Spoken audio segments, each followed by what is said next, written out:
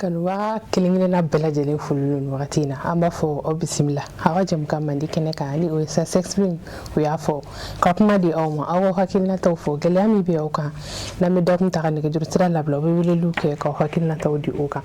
ka dawklu nga fo ami wakati mi ko sisanto de ku chama be mo ko chama ka krengreni ala kuranko kuran jeli am se ga fo ni wakati nunu yere la amba ka fo ma chama be no ube ayirana bololo sira fe ka yira ka fo ubi uka puer ba ku du charger la walma ka ventilateur rechargeable una nyona chama abi ke sababu ka jini fo ka se do de problème mi se do yere mo ka so be jini a sababu la una nyona chama kura yere be saka ke sababu ka so jin to godi muni na nay farod men be saka ke wala sa ka anna dankar makala ka adan srala walma akana seka ke ani fana kololo jumu ni bala una nyona chama ori anga bijem kanda ku soni na menega juru sra labla awre be wulu ke ko hakilanta odi aga hukum konna na mami bambulu korona na lebna jiga masala nyon fe jem kanda kunka ali de misi garaba jalwe krengere ni ala électricien du jekulum fana siglenu électricien professionnel tola aye au secrétaire général et commission extérieure hukum konna na ambi fu ko sobe misi jalo iya ani wele bi na wala wala lumge famille bi soro ami fo les téléspectateurs bela jelen fo be folim donc vous le demandez encore rabo mais attendez bela jelen fo kata kay fo kidal parce que ne be tondo le kono minga bare courant koy ko no courant bara demo donc association me sigi kalo une fois par semaine ka hakli jarabo ke ka jatimino ke an ka blasra do ke o temen wa boya bara do kono formation yi parce que ni ko tibe bara jugu kele o tinya fika bara kala o de bara no mano donc c'est pour samba sigi ka jatimino ke ka laje nyina actualité mu courant ko la non ma hakili jigabo ko on va essayer ka thème dota ka formation organisée au consensus ko sabe o kan re ka jabala la afamna donc to le dien do kan so ko nan dala sona ambifu ibna wala lim fenege famille bi sora ambifu la yani amedo nyini wal jabu ko kum kon na sima mali maw ambe uluka ni laje jaine ka soroka temeni atoy.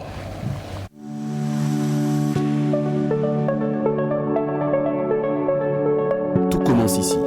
au Mali, avec une industrie cimentière nationale, moderne et maîtrisée. CMM produit des ciments conçus pour répondre aux exigences réelles des chantiers modernes. Sur le terrain, chaque ouvrage est soumis à des contraintes élevées, charges importantes, structures en béton armé. Pour les bâtiments et grands ouvrages, le choix du ciment est une décision structurelle. Résistance mécanique, régularité des performances, sécurité à court et long terme. CEM2 42.5, un ciment polyvalent, adapté aux ouvrages courants, offrant un excellent confort de mise en œuvre et une performance maîtrisée sur chantier. Un ciment d'ici pour bâtir l'avenir du Mali. CEM1 42.5, haute résistance, conçu pour les ouvrages lourds, les structures porteuses et les projets de grande hauteur. Une prise contrôlée, une limitation des fissurations et une durabilité renforcée dans le temps. Avec ces deux ciments spéciaux, CMMSA confirme son leadership, son engagement en faveur du Made in Mali et s'impose durablement comme la référence du ciment pour les grands projets et les constructions modernes au Mali. La qualité internationale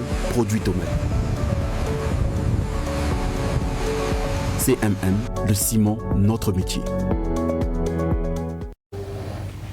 ambe akanu bako fu ko sebe kerengere ne ala munu beto ku kachubla busiki ka alaje ku hakilna tawdi ka welelu ke ambo beleje ni fu ko walen mando rengere ne la munu buka gabu ku dawla sisani wakati na ufule no munu be suku ko no la munu buka salon ko ambo beleje ni fu ka bisimla jam kenkene ka ina fa anyu foto ko mina amina kuma kuran ko re kambi ko lo munu bala kuna foni fefe be se ka soro la no kuna sirle no la amina be wala abi family fene chama soro wala sa ade kun ana kololo kana osoro okoso bari sojeli ko nonte ni adeku bina mamika iyere ba don ka fola ko amano kololo chama be soro la fokata se abisaka ke ni yere be to ala ona nyona chama utanga ala deli ambi be funi orena e anyo fo mishi jalo ali bambulana na masala nyo fe jam kanda kunka i be se ka fanya na mishi jalo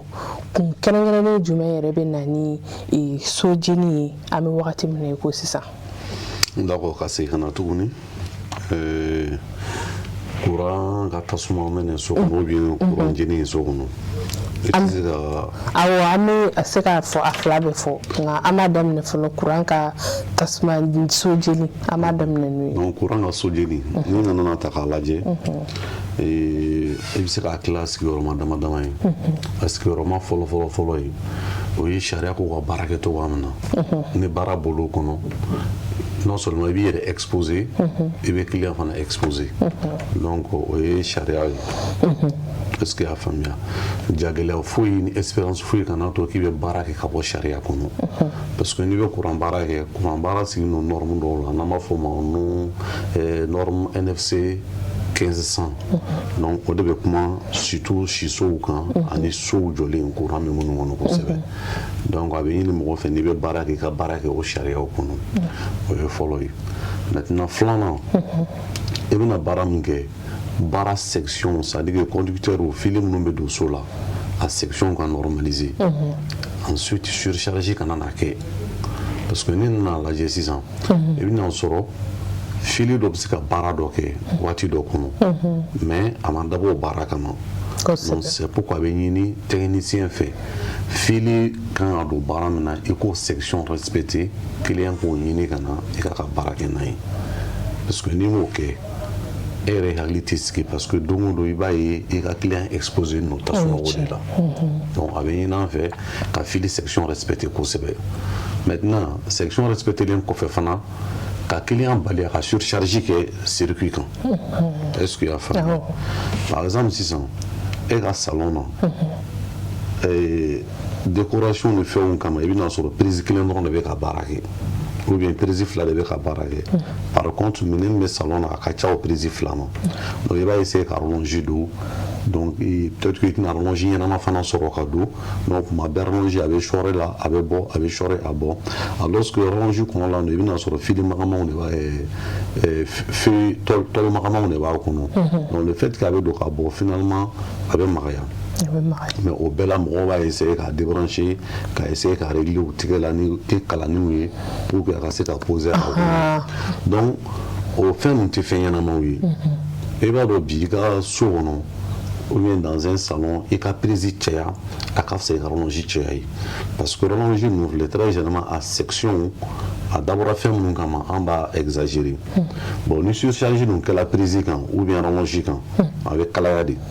bon kalaya o de bɛna ni tasuma ko ye maintenant o tasuma fana bɛna waati min na e t'a dɔn a bɛ kɛ k'i to sunɔgɔ la wa tasuma bɛna k'i to baarakɛyɔrɔ la wa a bɛ k'i sigi ni ɲɛna wa i t'a kɛ kuma dɔn maintenant n'a dana tasuma fana ma peut-être que o la secours bɛ se ka kɛ joona mais tasuma bɛ exploser o de ye kojugu ye parce que n'a a tasuma na sugu a bɛ wuli a bɛ ci de donc n'a ci la a bɛ yɛrɛkɛ ka taa yɔrɔ bɛɛ donc i bɛna ye hakili b'a ye tuma min na ou bien a bɛ signalé waati min na ko tasuma bɛ yen o b'a sɔrɔ a ye tiɲɛni kɛ ka ban donc ka ɲini mɔgɔw fɛ sariya kɔnɔ baara ka kɛ sariya kɔnɔ ampoule kan ka sigi yɔrɔ min na rideau kala t'a sɔrɔ ampoule ka sigi prise kan ka sigi yɔrɔ min na rallonge kan ka tɛmɛ yɔrɔ min fɛ fauteuil tɛ sigi a kan a ka sigi c'est à dire que vraiment salon ka kɛ yɔrɔ ye ou bien siso ka kɛ yɔrɔ ye électricité côté la min bɛ mɔgɔw hakili sigi a kana kɛ fɛn bɛɛ ɲagaminen bɛ ɲɔgɔn na ye kosɛbɛ donc o de bɛ na ni kasara caman ye yanni an bɛ ɲininkali filanan kɛ i ka kuma la sa y'a jira k'a fɔ a ka prise ka caya yɔrɔ la prise cayalen an bɛ se k'a fɔ o bɛ se ka dɔ bɔ a courant charge la o ni danfara jumɛn an b'a ye fana an bɛ wagati min na ko sisan an ka décoration kow la an bɛ yiridenw k'u layɛlɛ fo sanfɛla la fo u bɛ na se safo yɛrɛ ma kilimu ni ɲɔgɔn cɛ yɛrɛ n'a sɔrɔ fenêtre bɛ yen nɔ sa yiridenw layɛlɛlen don sanfɛ an b'a ye k'a fɔ u bɛ yiridenw yɛrɛ tigɛ cogo dɔ la ka a kɛ mais ka kilimu yɔrɔnin bɔ a la mais ka décorer kilimu sanfɛla ni a kɛrɛ fila ninnu bɛɛ la kilimu fili dun bɛ taa duguma de ni o sugu ninnu kaw bɛ kɛ i bɛ se ka jumɛn fɔ an ye o yɔrɔ fana na. Bon, oui, travaux de manœuvrage ou des. Est-ce qu'il y a famille? Parce que très généralement, ni t'as dans circuit terminant qu'on fait, ou bien terminant de Goumala on fait. Donc, avec une fait ni be rideau calan si fenêtre nous porte ou bien décoration qu'on il faut au jatimene. Maintenant, au cas ni i hakili ma se ka o jateminɛ mais baara kɔnɔ ni accident kɛla a bɛ ɲini fɛ fana ka a signaler sotigi a karisa ne bɛ ka nin baara kɛ mais nin yɔrɔ la kasara kɛla n bolo est-ce que ti ka technicien wele ka na ka vérifier ne ye mɔgɔ dɔ ye muso nana k'a b'a ka rideau falen a yɛlɛla k'i jɔ fauteuil kan o b'a dɔn courant y'a ci fɔ k'a kirin parce que rideau kala support fixé la kogo yɔrɔ min na a visite taara bɛn fil de ma donc ale nana dɔrɔn ka rideau fanima ta sisan ka bɔ yen donc i bɛ rideau ninnu fan ta ka bɔ yen o la i tɛ se ka foyi sentir mais lorsque a ye rideau falen sisan k'a b'a don support kun dɔ la courant y'a ci donc après on est venu o y'a vérifier k'a yɛrɛ k'a fɔ ko rideau kala support sigilen don kogo yɔrɔ min na a ye fil dɔ blessé bon ça c'est des cas accidentels i bɛna sɔrɔ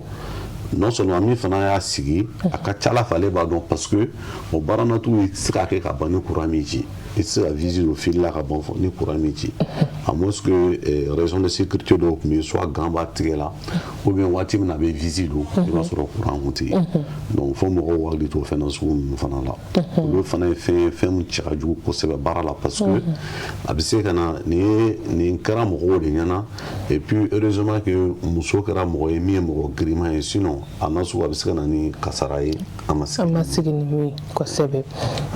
an b'a ye fana i ko mɔgɔ dɔw fana bɛ yen nɔ u b'a fɔ ko ampulu yɛlɛma dɔrɔn de don ko gɛlɛn tɛ i yɛrɛ bɛ a changer a ma se ka taa électricien wele o la bɛn yalima olu fana an b'o baaramisɛnnin minnu kɛ an yɛrɛ ka sɔrɔ an ma électricien wele o ye kɔlɔlɔ ye wa bon baaramisɛnnin tɛ kɔlɔlɔba ye parce que c'est pourquoi a bɛ ɲini électricien fana fɛ i bɛ ampulu sigi position min na ampulu ka se ka falen hali ni e tɛ yen parce que n'a fɔra tuma dɔw par exemple e ye électricien e bɛ boli ka so mugu la e ka wuli ka bɔ boli ka so mugu la ka taa ampulu kelen dɔrɔn falen Torokɔrɔbugu i b'a ye souvent nafaba t'a la parce que i bɛ temps camanba de perdu ampulu dɔrɔn faleli kama mais par contre ni ampulu accessibilité ka nɔgɔ client la a bɛ se ka support ɲɛnama dɔ ɲini ka contact bɔ a la n'an b'a fɔ ma ko interrupteur a bɛ se k'o sauter k'a ka ampulu falen bon n'a tilala a b'a minɛ k'a lajɛ n'a ka ɲi ne bolo olu tɛ fɛn baw ye minnu f'i ka technicien wele tuma bɛɛ ka n'o fɛn ninnu ma n'i yɛrɛ y'a dɔn ni ampulu accès ka nɔgɔ a faleli ka nɔgɔ là i bɛ se k'a falen y a pas de problème olu tɛ fɛn baw ye parce que ampulu fana tɛ fɛn ye min ni courant contacté non k'a fɔ k'i bolo da ampulu vert la ko courant b'i ci non n'i bɛ ampulu bɔ i bɛ se k'i bolo da douille la ka ampulu minɛ k'a déviser ou bien k'a décrocheter k'a falen le plus simplement possible olu tɛ fɛn baw ye i y'a faamuya. a faamuna o yɔrɔ fɛnɛ hukumu kɔnɔna na fɛnɛ an bɛ se k'a fɔ minnu bɛ yen nɔ n'u bɛ électricité kalan kɛ u y'a kalan kɛ mais ma diplôme sɔrɔ fɔlɔ pratique dɔɔni bɛ u la an bɛ se k'olu fana bila ka an ka courant baaraw kɛ wa i n'a fɔ courant donni yɛrɛ ampulu changer tɛ dɛ courant donni yɛrɛ n'a ɲɔgɔnna caman. bon courant baara la i b'a dɔn a mago bɛ kalan na a mago bɛ expérience ba la parce que fɛn dɔ bɛ yen fo an k'o fana ɲɛfɔ mɔgɔw ye c'est pas parce que i ni conducteur électrique ou bien récepteur dɔ donna en contact ko courant bɛ se k'i ci forcément o fana courant ci fana sariyaw de b'a la par exemple installation électrique min kɛra ka ban ni mise à la terre kɛ nɔ la a norme bɛɛ respecté nos disjoncteurs différentiels b'a la interrupteurs différentiels b'a la i bɛna ye o installation ninnu olu protection élevée n'o kojugu ka tɛmɛ installation kan mise à la terre tɛ min na interrupteur différentiel t'a la disjoncteur ɲɛnɛmaw t'a la parce que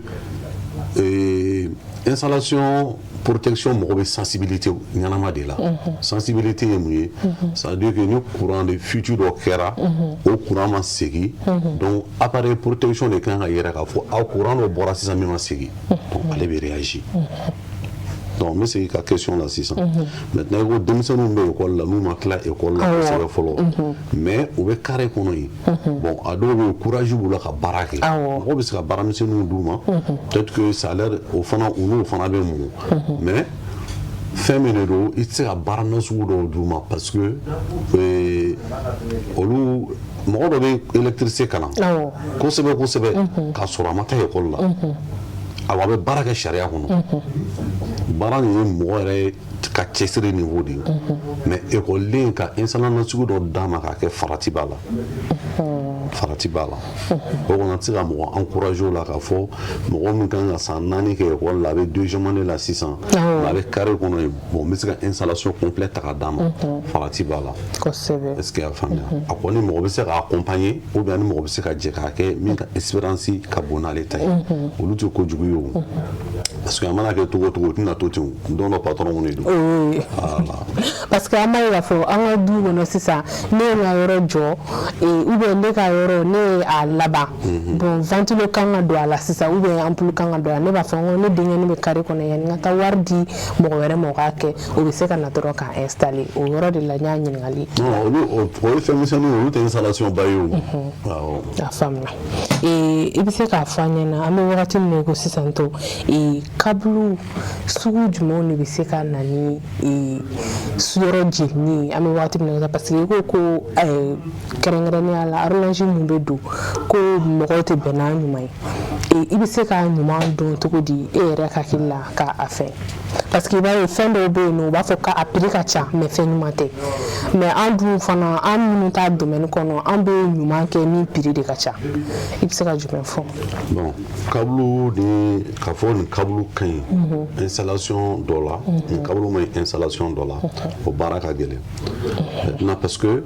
i b'a dɔn n'i bɛ minɛn san surtout courant minɛn i bɛna sɔrɔ courant minɛn information technique dɔw de bɛ na misaliya la horloge ko kuma fɔ an bɛ misaliya ta horloge kan ne bɛ horloge ɲɛnama kɛ horloge jumɛn ye o horloge minnu taara n ko b'a san sugu la n'i y'a sɔrɔ industriel ye papier dɔ dilan ka d'a kan ko nin horloge kɔnɔ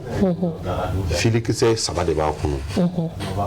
a filikisɛ kelen o kelen section ye 1 millimètre carré ye o ɲɔgɔnna 3 de b'a kɔnɔ nin horloge kɔnɔ ne diɲɛ ye 2 mètres ye ou bien n diɲɛ ye 3 mètres ye nin horloge kɔnɔ fɛn dɔ bɛ ne la n'an b'a fɔ o ma ko fusible courant min kan ka tɛmɛ ne fɛ o ye 5 ampères n'a tɛmɛna 5 ampères kan fusible bɛ yɛlɛ bon i b'a sɔrɔ fabricant yɛrɛ bɛ information dɔw di a ka produit ma yan'a ka bila sugu la maintenant partant de ces informations e de b'a lajɛ ne mago bɛ min na est ce que o ye nin ye est-ce que nin bɛ se ka ne mago ɲa nin tɛ se ka ne mago ɲa misaliya la e ye horloge dɔ sɔrɔ sisan o information technique b'a kan mais horloge longueur tɛ k'a fɛrɛ kɛ e mago bɛ horloge min na o ye 10 mètres ou bien 15 mètres alors que e ye horloge min sɔrɔ san information ɲɛnamaw b'a kan o ye 3 mètres ye yɔrɔ a baara ka gɛlɛn a ma nɔgɔn voilà donc k'a fɔ ko nin fili fana kɛ ou bien nin fili man ɲi i b'a dɔn ni usine ye fɛn o fɛn dilan a ka ca ala fɛ a ka ɲi peut-être que e de bɛ se ka baara kolon k'a la ou bien i bɛ se ka a taga don baara dɔ la a man ka don baara min na mais usine y'a dilan ni hakilina min ye a ka ca ala fɛ a bɛɛ ka ɲi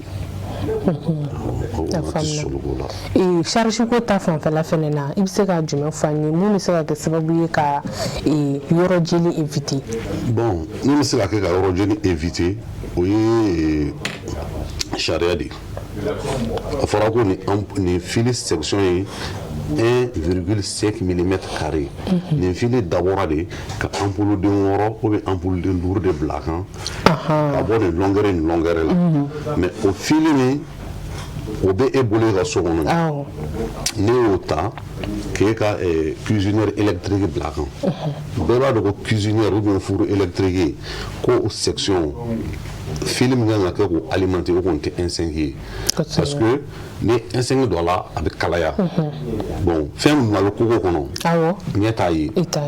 pour un début client nana a y'a ka furu minɛ a y'a ye il n'y a pas de problème i ka wari d'i ma i taara mais e yɛrɛ b'a dɔn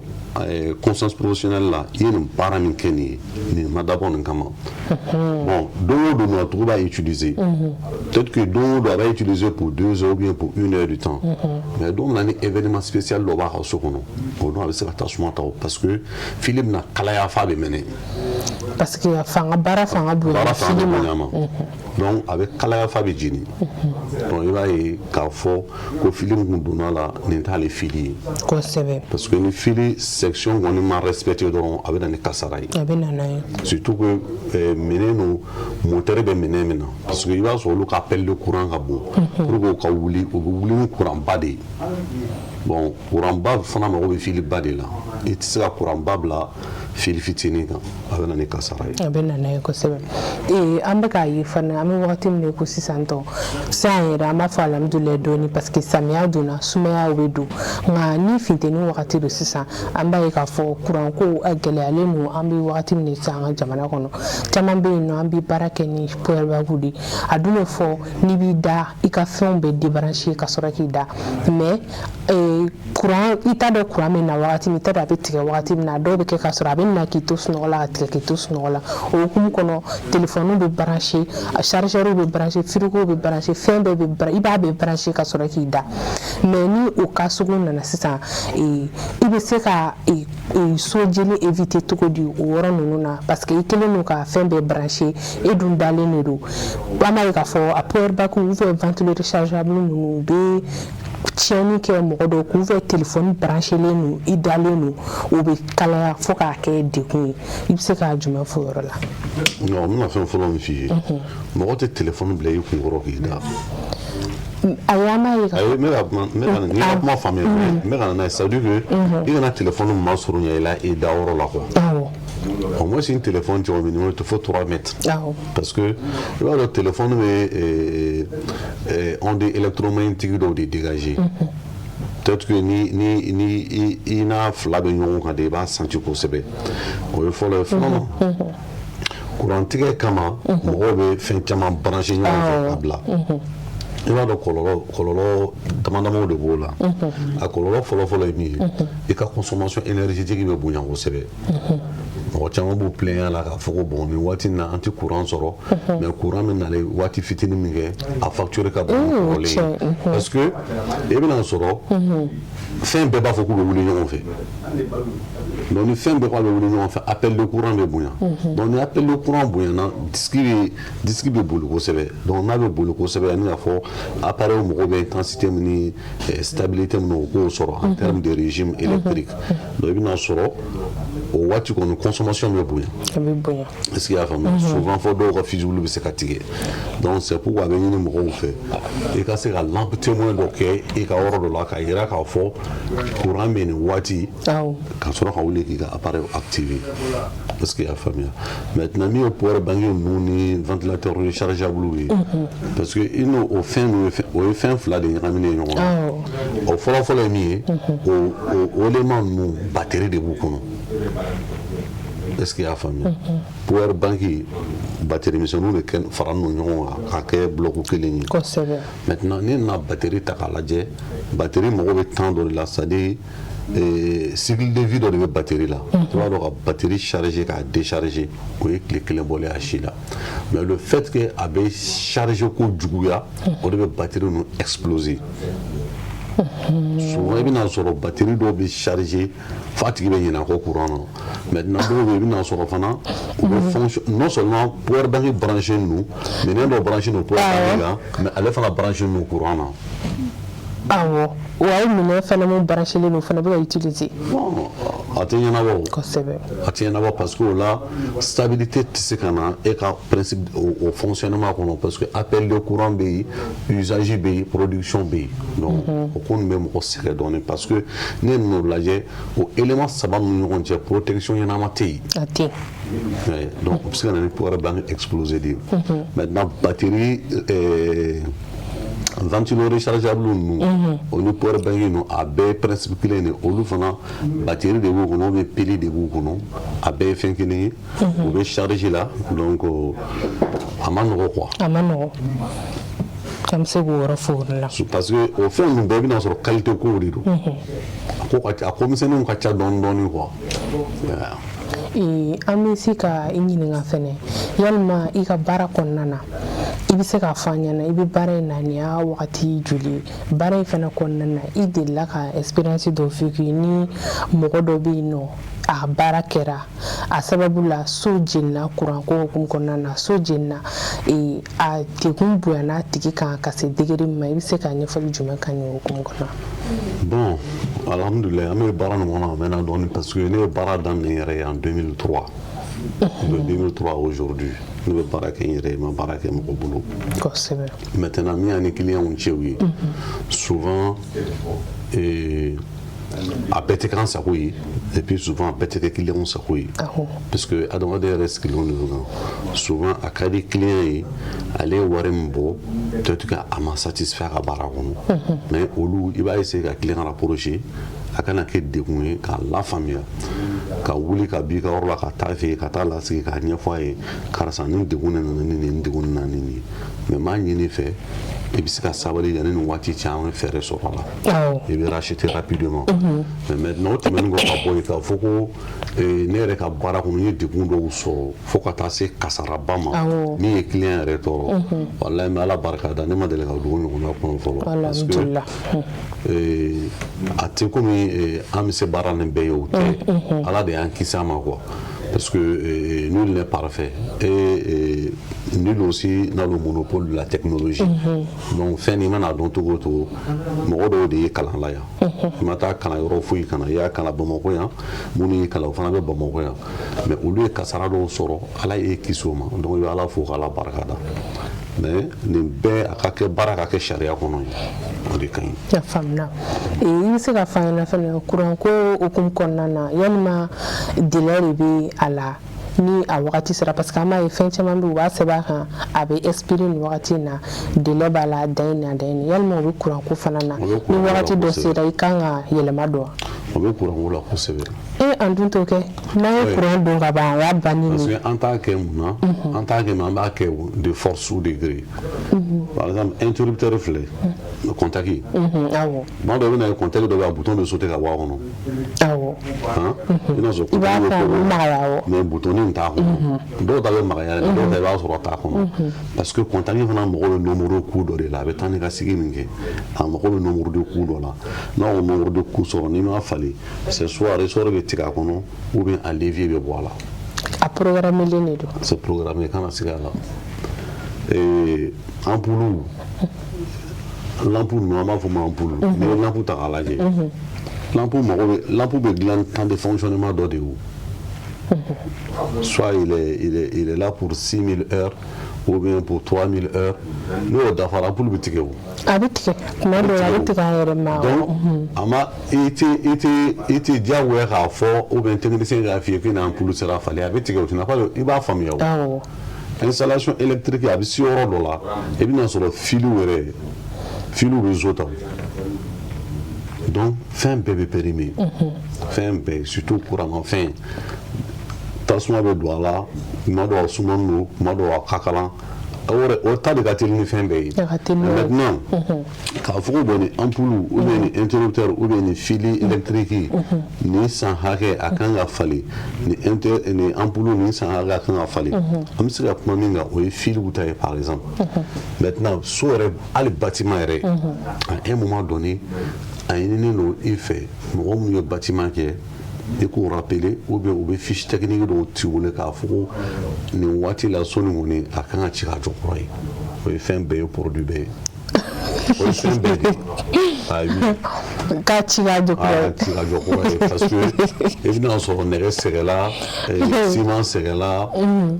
robinet tuyau sɛgɛla courant filiw sɛgɛla fɛn min na a ma nɔgɔn mɛ a bɛ kɛ kɔni an b'a renouveler dɔɔni dɔɔni k'a ci ka jɔ a kuma bɛ caya an bɛ don min na i ko bi dɛ i bɛ se ka mun fana fɔ an ye an bɛ wagati min na i ko sisan fɛnɛ an bɛ samiya wagati de la yɔrɔ kuranko fanfɛla la parce que a b'a fɔ ko ni kuran san bɛ ka na i k'i ka tele faga ani fɛnmafɛn minnu b'i bolo ko k'olu faga ka sabu kɛ san kaba i bɛ se ka jumɛn fɛnɛ fɔ an ye mɔgɔw bɛ se k'u adapter cogo di kuranko fanfɛla ninnu na samiya hukumu kɔnɔ komi an b'o de la. D'accord an bɛ se ka min fɔ o la parce que o fana installation électrique fana la o fana bɛɛ prévoit no installation électrique kɔnɔ est-ce que i y'a faamuya a bɛ f'i ye ko n'i ye so jɔ i ka parafoudre k'a la parafoudre circuit c'est-à-dire que installation balen kɔfɛ parce que kaba pɛrɛn fana ye courant de ye o est-ce que i y'a faamuya kaba pɛrɛn ye courant de mais c'est intensité c'est de l'intensité plus élevée k'a tɛmɛ an bɛ min dɔn kan sinon courant de don est-ce que i y'a faamuya parce que i t'ale phénomène ye ni samiya tɛ donc samiya fɛ courant fila b'a fɔ k'u bɛ ɲagami ɲɔgɔn na donc a bɛ court-circuiter quoi c'est comme i ye courant fil fila ta i tɛgɛ la k'a da ɲɔgɔn na i b'o ye cogoya min na a principe de fonctionnement bɛ ten donc installation la a bɛ ɲini mɔgɔw fɛ u ka parafoudrew don ni yɔrɔ minnu équipement wɛrɛ bɛ yen i n'a fɔ radio ni télé mɔgɔw ka paratonnerw k'a la ça veut dire que nin bɛɛ prévoir no installation électrique kɔnɔ bon maintenant ni san mɛna ka télé faga ou bien ka radio faga bon olu fana condition de b'o la parce que ni a sɔrɔla i bɛ réseau public kan très général i bɛna sɔrɔ réseau public fana kɛ no k'a ka élément de protection sigi a ka circuit la est-ce que a faamu tant que o élément dɔ ma tiɲɛ a ka ca Ala fɛ e kisi n'u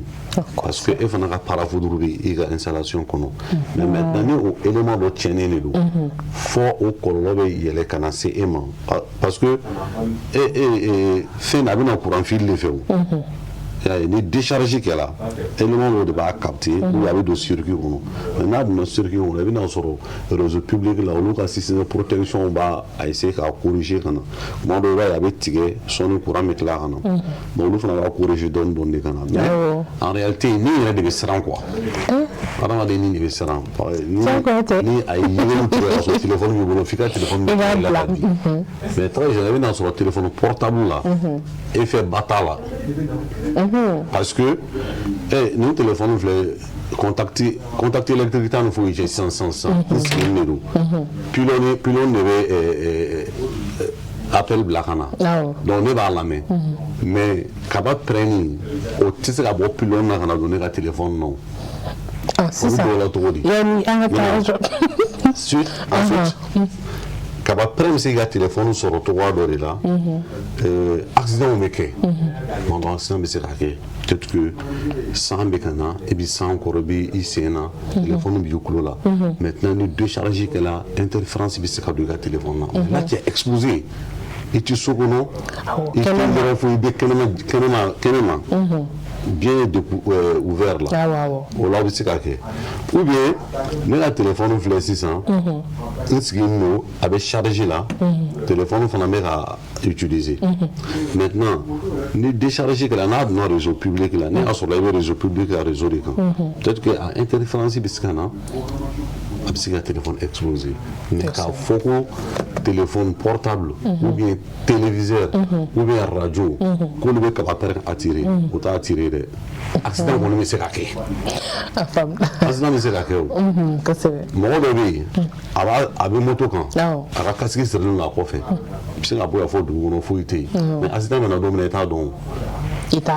mais mɔgɔ dɔ fana bɛ yen casque b'a kunna a bɛ accident kɛ bon accident bɛ yen mais o ni téléphone ni téléviseur ni frigo ni décodeur bɛ foudre attirer a tɛ se ka k'a cause mais accident kɔni bɛ se ka kɛ o kɔrɔ sisan an bɛ se ka an ka téléphone utiliser san kɔrɔ k'i to so kɔnɔ portable i bɛ se ka appel fɛnɛ kɛ san i bɛ se k'a kɛ parce que e kaba yɛrɛ mɔgɔ bɛ siran o de la o mais ne b'a dɔn techniquement téléphone kɔni t'a attirer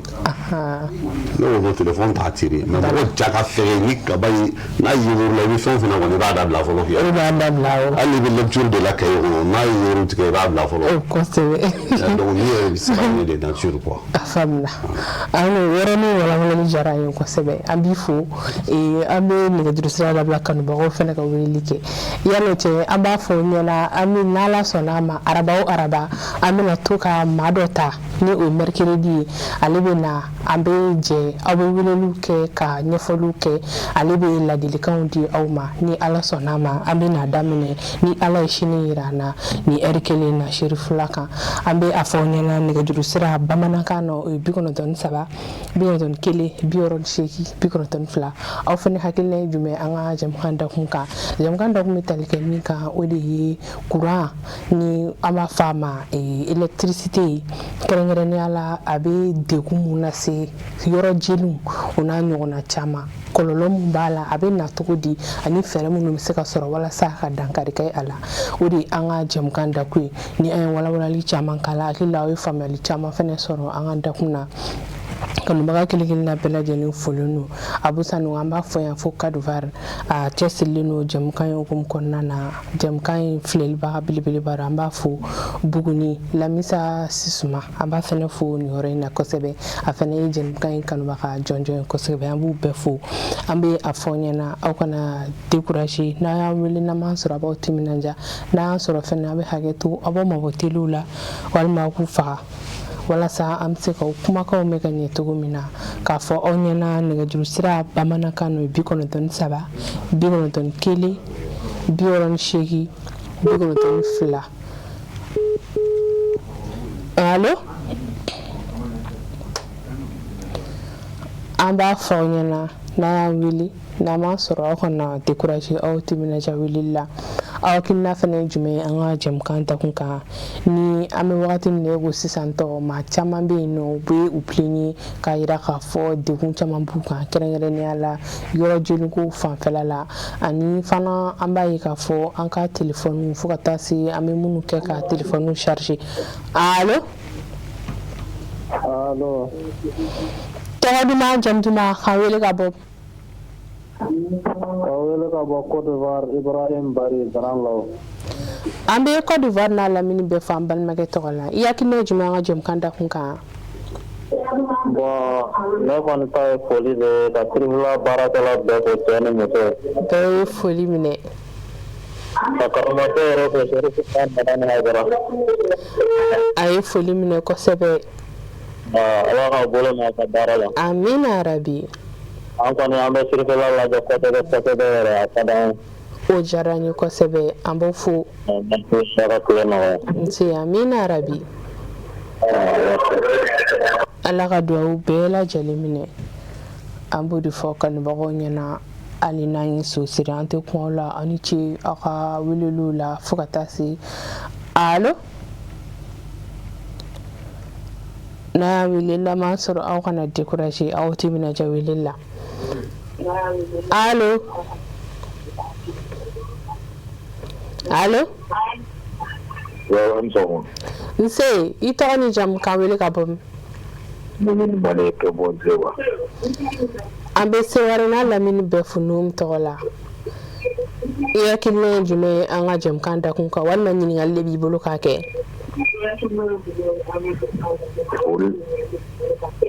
foli de bɛ baara taabolo kan o diyara n ye kosɛbɛ ne karamɔgɔ fɔ Côte d'Ivoire dugukolo kan a ye foli minɛ nin wagati in na Ala ka segin n'a ɲuman ye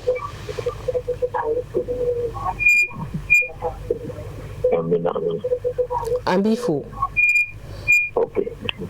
nin wagati in na an bɛ Mopti n'a lamini bɛɛ lajɛlen fo kɛrɛnkɛrɛnnenya la Sevarekaw an b'o fo kosɛbɛ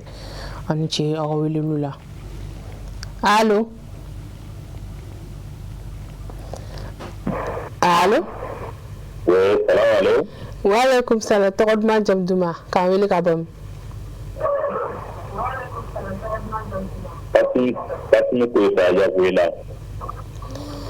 an b'i fo ka yan fo n'a lamini bɛɛ fo i tɔgɔ la i hakilina ye jumɛn ye jɛmukan dakun kan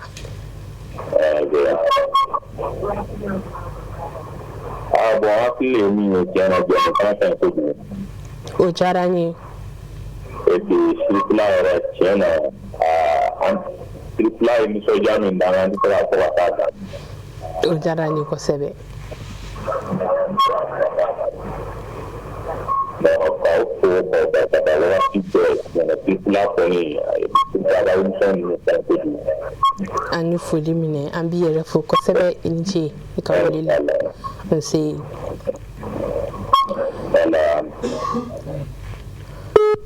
i ni ce i ka wele la allo tɔgɔ duman jamu duman k'an wele ka bɔ Saka Bɔra Segu an bɛ Segu n'a lamini bɛɛ fo i tɔgɔ la i Bɔre Saka Bɔra ka bɔ Segu i hakilina ye jumɛn ye an ka jɛmukan dakun kan ne fa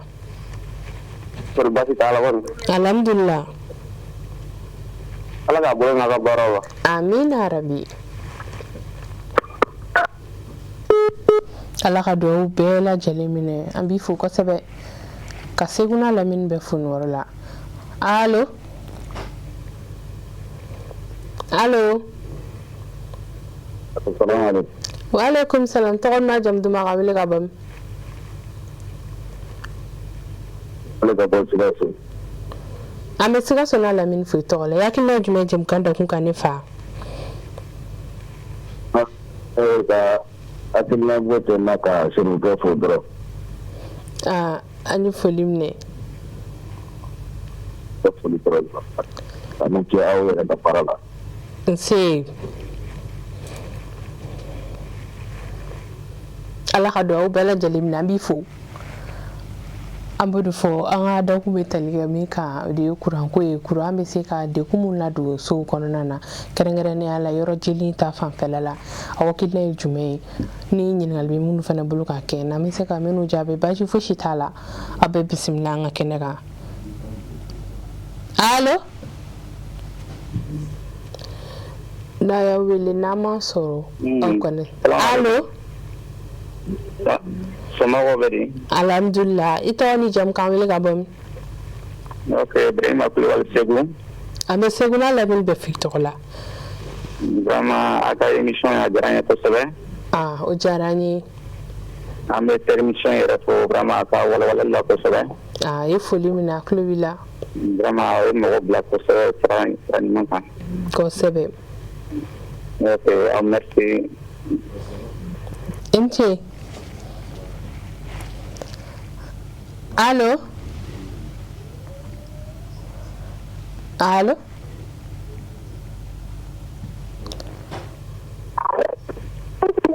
allo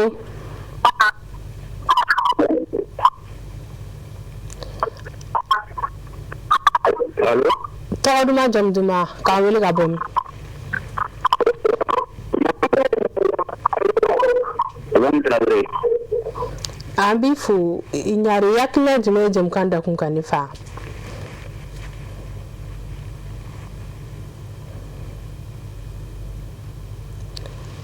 allo an b'a fɔ aw ɲɛna aw kana décourager weleli la n'a y'a wele n'an ma sɔrɔ a b'aw timinanja allo allo a ka taa i k'i nabɔ tele la an b'a hakɛto ɲini k'aw fɛ n'a ye weleli ka bɔ mɔgɔ tele la walima k'u faga walasa an bɛ se ka kumaw mɛn ka ɲɛ cogo min na allo allo i tɔgɔ ni jamu k'an wele ka bɔ min du Kamara ka bɔ Dugunikɔrɔ an bɛ Dugunikɔrɔ n'a lamini bɛɛ fɛ tɔgɔ la i Kamara i hakilina ye jumɛn ye jɛmukan da kun kan ne ba alhamdulillah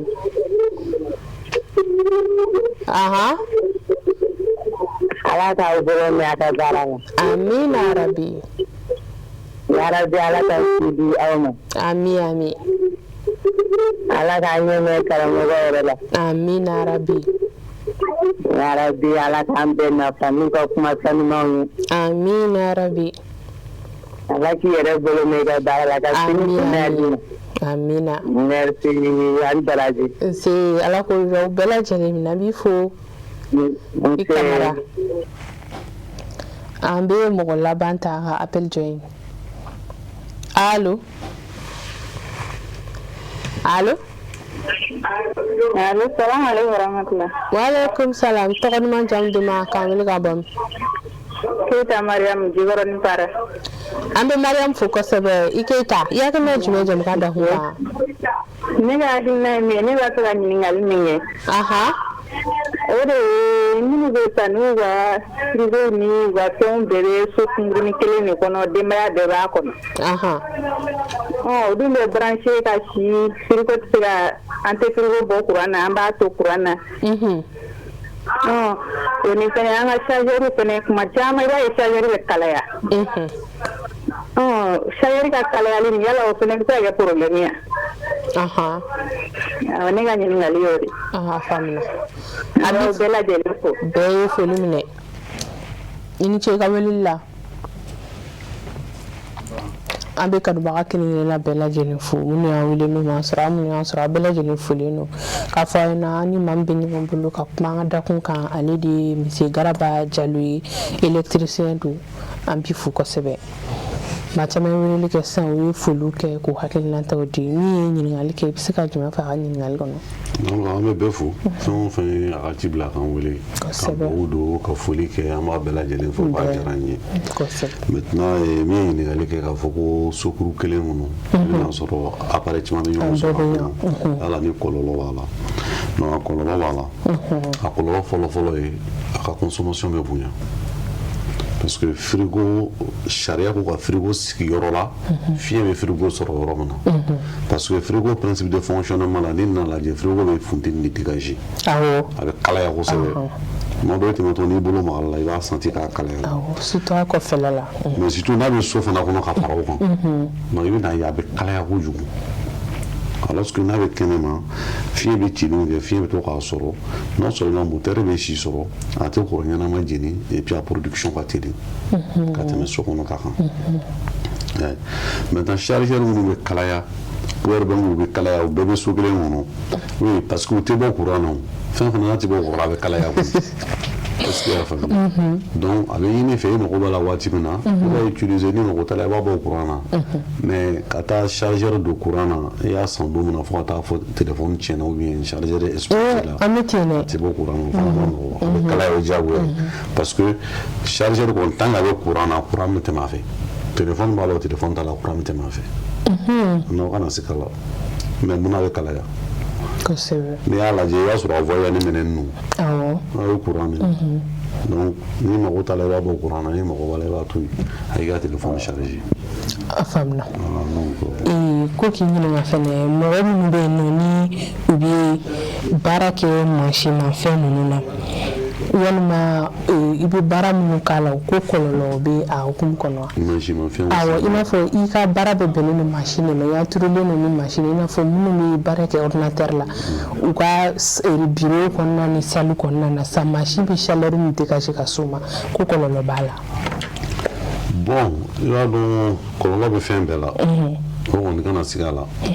courant minɛ fɛn o fɛn a kɛla courant minɛ fɛn o fɛn a kɛla qualité fɛn o fɛn tant que récepteur de don a bɛ kalaya a bɛ gaz dégager maintenant o gaziw tel que médecin de bɛ se k'a fɔ ni gazi effet inconvénient ni ou bien pas mais a mana kɛ cogo o cogo a bɛɛ kɔni bɛ gazi dégager bon gazi fana n'i b'a respirer n'a ka ɲi ma n'a ma ɲi ma i b'a dɔn i bɛ se ka taa analyse kɛ o parce que a b'a fɔ k'a b'i étouffer donc n'i bɛ ka fɛn min sama ka bila n'a tɛ ka i degun il n'y a pas de problème n'a bɛ k'i degun i b'a bila. I b'a bila a faamuna ko de ɲininka fana sugu jeli ninnu ko an b'a ye k'a fɔ mɔgɔ caman b'a fɔ ko a bɛ kɛ ka kunba ye courant ye ko kɔlɔlɔ jumɛn i bɛ se ka jumɛn fɔ an ɲɛna walasa ka o éviter. o sugu ko nin a kuma ka ca an delila ka kuma sugu kan i b'a dɔn sugu ne yɛrɛ bɛ siran fɛn min yɛrɛ ɲɛ o ye sugu installation ye parce que i bɛna sɔrɔ a ko ninnu tɛ ko jɔlenba ye bon mɔgɔ kelen i ye immeuble dɔ jɔ immeuble min e ka calcul la ko n ka compteur 10 ta ou bien compteur 5 ta bon compteur 5 selon les calculs de puissance du technicien min ye installation kɛ i bɛna sɔrɔ sariya yɛrɛ bolo kɔnɔ maintenant compteur kelen i bɛna sɔrɔ a kun bɛ a 250 mètres ani compteur cɛ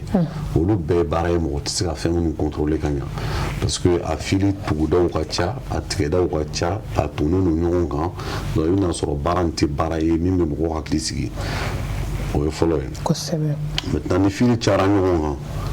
i bɛna sɔrɔ a bɛɛ tɛ baara ɲuman ye parce que mɔgɔw tɛ temps sɔrɔ ka connexion kɛ ko ɲa ou bien ka vérifier est-ce que a serrage ka ɲi de temps en temps ou bien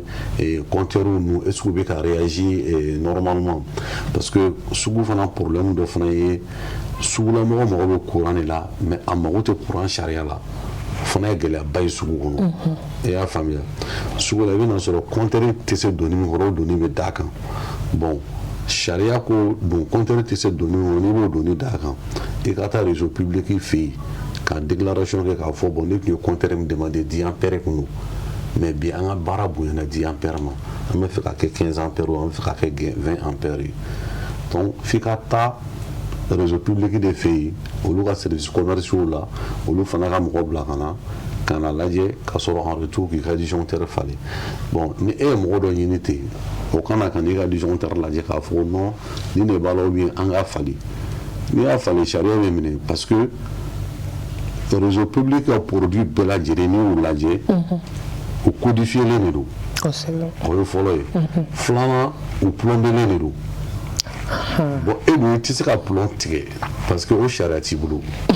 n'i ye plomb tigɛ dɔrɔn i bɔra sariya kɔnɔ n'i ye compteur fana ta ka bɔ i ka yɔrɔ la i ka secteur la ka taa n'a ye secteur wɛrɛ fana la i bɔra sariya kɔnɔ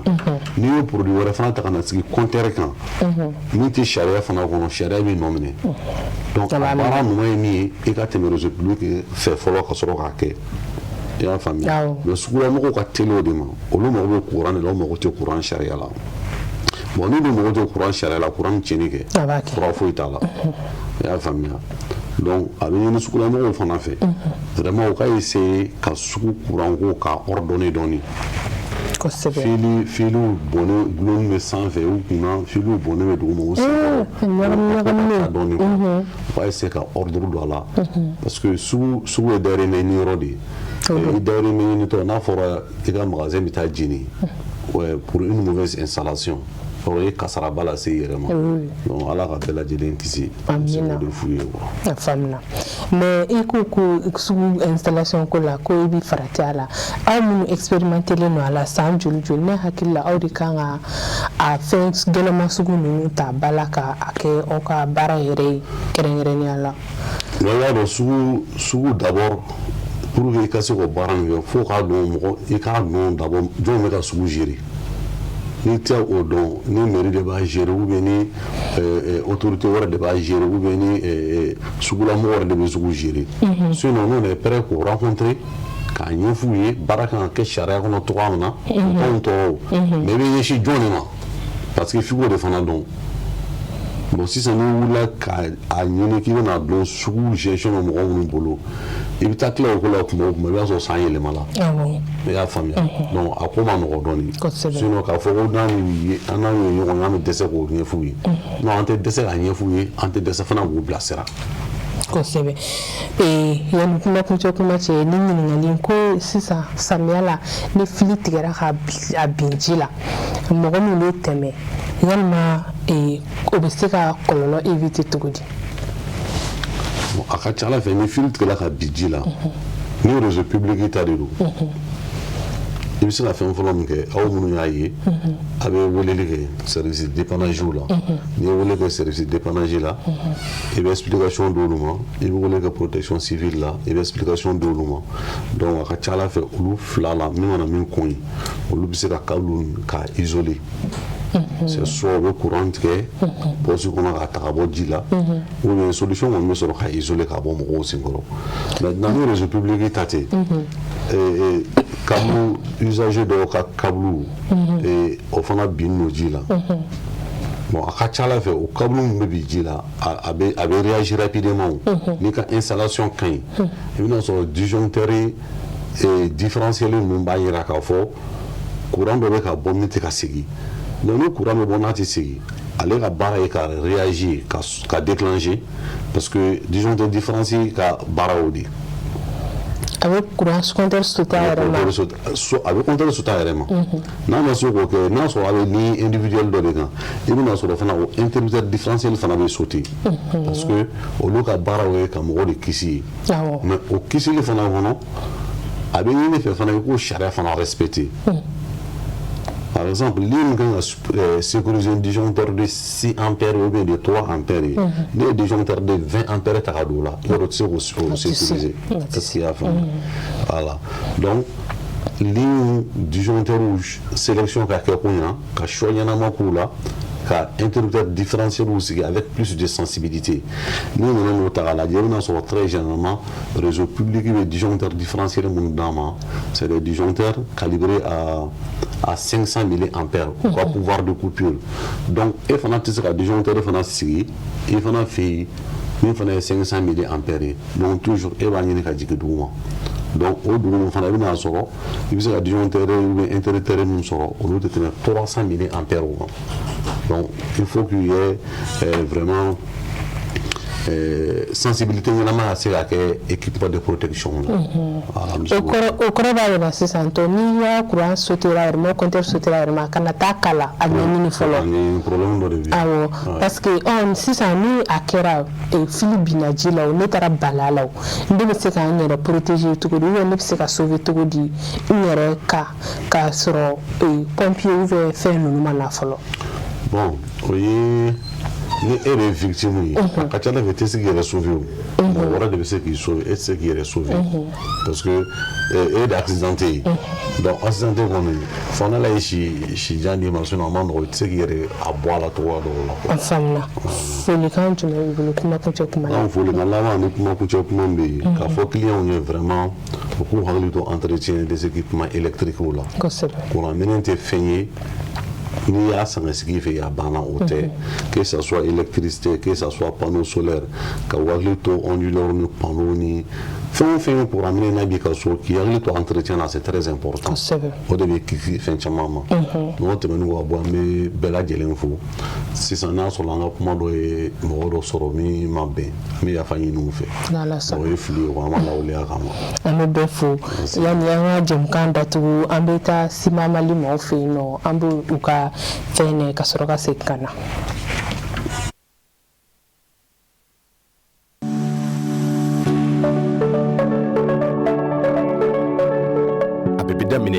Mali la an ka usine bɛ siman dilan anw fɛ yan n'a bɛ kɛ ni diɲɛ seleke naani diɲɛ laban minɛnkuraw ye min n'a faamuyalen don anw fɛ CMM ale bɛ siman dilan waasa ka se k'anw ka haminanko bɛɛ lajɛlen ta an ka santiw kɔnɔ dɔw ka baara fanga ka bon a fanba ye béton armé ye so ani baara caman bɛ minnu na olu siman sugandili bɛ kɛ ni wolomali de ye a kolo ka gɛlɛn a bɛ fɛn caman kun min n'a lakanalen don pudayi CEM2 42.5 siman in a bɛ labaara fɛn caman na a bɛ baara daw la ani a kɛcogo ɲuman yira santiw kɔnɔ CEM1 42.5 kolo gɛlɛya dan a dilannen don santiw kama i n'a fɔ sangaso a bɛ ɲɔgɔn minɛ ka ɲa a pɛrɛn-pɛrɛn man di wa n'a bɛ mɛn a bɛ fanga sɔrɔ ka taa fɛ ni siman kɛrɛnkɛrɛnnen fila ye CMMSA a y'a ka ɲɛmaaya yira wa k'a ka cɛsiri kɔfɔ Made in Mali hukumu kɔnɔna la ani a tilara ka siman dilan min bɛ danfara yira an ka siniɲɛsigiw baara la n'o bɛ kɛ ka bɛn ni an ka santier belebelebaw ye